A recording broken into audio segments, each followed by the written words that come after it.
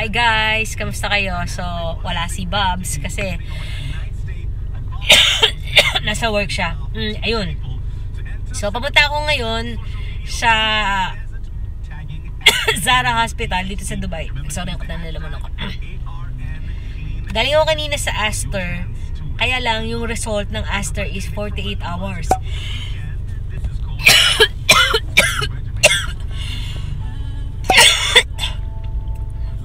Ayun ang manager ko, sabi niya, pumunta ka ng Zara Hospital kasi sa Zara, tonight or by tomorrow morning, makukuha na yung result ko. So, pag nag-negative, pasok na agad ako. Ayun. So, papaswab ako kasi nagkasakit ako. For safety lang ng mga kasama ko sa office, tsaka sa bahay na din. So, mas maigi na alam natin kung ano yun, kung COVID pa yun or hindi. Mabilis akong tamaan pagka mayroong mga sinisipon sa paligid ko. Mabilis akong mahawa. Pero yung immune system ko naman is subok na. Yun nga lang, talagang weak when it comes to sipon at pagka yung may mga... Kasi matindi rin yung allergies ko So, anyways, nagpa-doktor naman ako nung Thursday. And sabi naman ng doctor is, binigyan niya ako ng mga gamot. Light antibiotics. Hindi siya strong antibiotic. Light antibiotics, meron akong mucosolvan, tapos meron akong Otrivin, yung ini-spray, yung nasal spray. Binigyan niya din ako ng for allergies, Clarinase, tapos ano ba yun? Yun, may paracetamol, pero mas sa totoo lang, mas hiyang ako sa Biogesic so yung Biogesic din yung ininom ko. Wala naman ako na fever. Nag-fever ako pero ano lang siya, parang fever-feveran lang na parang tatarap sa akin. Pero I mean, ganun naman din yung nararamdaman ko pagka magkakasakit ako. So yun nga, nasobrahan kasi sa kain ng kasi kumain kami sa Arabic food nung Tuesday or Wednesday, Tuesday night. Tapos sobrang sarap ng mga chili nila.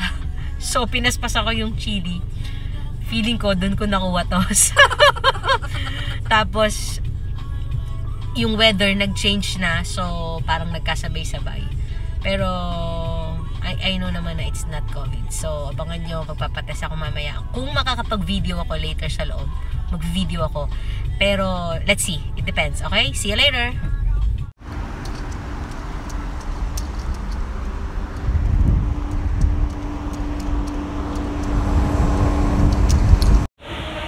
Hi guys, today is 28 November.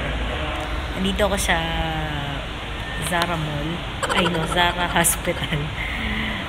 Nagpapaswab ako kasi medyo sumamay pakiramdam from Tuesday. So,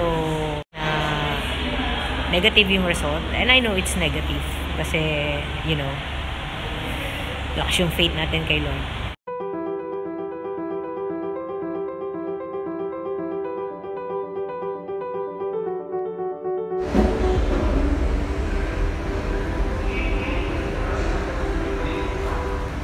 A few moments later. Guys, so finally natapos din yung napakahabang pila. Hindi ko na masyadong video sa loob kasi ang daming tao. So ang weird kasi parang wala namang social distancing. Tapos yung ibang mga pasaway hindi makapag-intay ng turn nila. I mean, hindi siya masyadong organized. Pero wala tayong magagawa. So kailangan natin gawin as usual.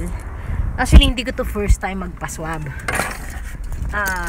It's actually my second time. Kasi nga, in fairness naman dun sa nag-swab sa akin ngayon, hindi siya masakit. Compare dun sa last time. Before kasi, yung first time talaga super sakit.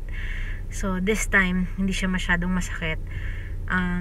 Anyways, ayun, update ko kayo kung ano man yung result. So, I'm praying na negative talaga yung result kasi ayoko nang may sakit. Napakahirap nang may sakit. So, anyways guys, ayun, salamat sa panonood. Abangan nyo yung result and then basta mag-ingat lang kayo kasi especially sa mga taga Dubai and talaga mga country na medyo nag-change na yung weather. Ang problema kasi, nag-change yung weather dito sa Dubai. And then, ngayon pag nag-change yung weather, medyo naapektuhan talaga ako eh. I know naman it's not COVID. Safety ng lahat, mas maigi nang nagpa-COVID test. Diba? So, anyway, sabi nga ni doktor, ina-advise siya talaga sa lahat ng mga nagkakaroon ng fever, flu, ganyan, kung talagang dapat magpasa. Ayun, basta ingat lang tayo guys, you know, always pray na lagi tayong safe, okay? So, hinahapo ako kasi malamig dun sa loob. So guys, thank you for watching. Bye!